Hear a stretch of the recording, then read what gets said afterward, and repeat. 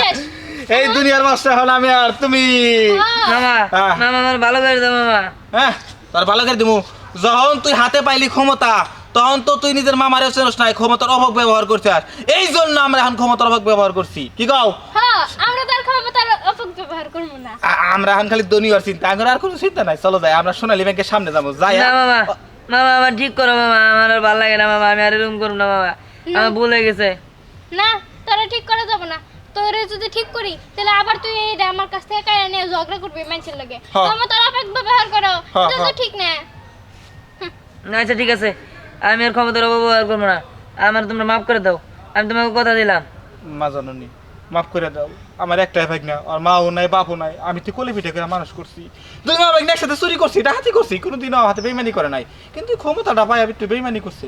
লাগে আমি তো মামা, হাজার হলি মামা, আর মাফ করে দাও, আর আবার ফিরে নিও। তোমার হাতে গোসা দিছ না, এই হাতে গোসা না দিলে ফেরত হইব না, গোসা দেয় ফেরত না। ঠিক আছে। স্টপ যাও।